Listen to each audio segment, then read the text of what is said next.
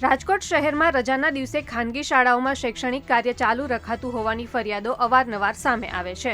ત્યારે આજે રાજકોટની ધોળકિયા સ્કૂલમાં બકરી ઈદના દિવસે શૈક્ષણિક કાર્ય શરૂ હોવાની વાત સામે આવી હતી।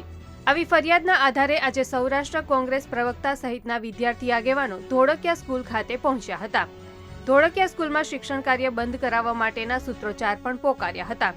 સ્કૂલ સંચાલક સમક્ષ રજૂઆત કરી રહ્યા હતા ત્યારે પોલીસે પહોંચીને વિદ્યાર્થી આગેવાનોની અટકાયત કરતા જ મામલો ઉગ્ર બન્યો હતો। અમે રજૂઆત કરવા રજૂઆતનો અધિકાર નથી ભાઈ। તાલુકા પોલીસ સ્ટેશનની અંદર દારૂના 10 અડ્ડા ચાલુ છે, એ બંધ કરાવવા છે અમને। જાહેર રજાની અંદર તમે સ્કૂલો ચાલુ રાખો, પોલીસને શું લેવા દેવા। તો બીજી તરફ સંચાલકે પણ પોતાનો પક્ષ રજૂ કરતા ગોળ ગોળ જવાબ આપ્યો હતો। બંધ કરી દેશું, આપની વાતની સાથે સ્વીકારી લે તો આ બાળકો એની અભ્યાસની ભૂખ, અભ્યાસની જરૂરિયાત, અભ્યાસની માંગ એને કંઈક XYZ જગ્યાએ પૂરી કરવી પડશે।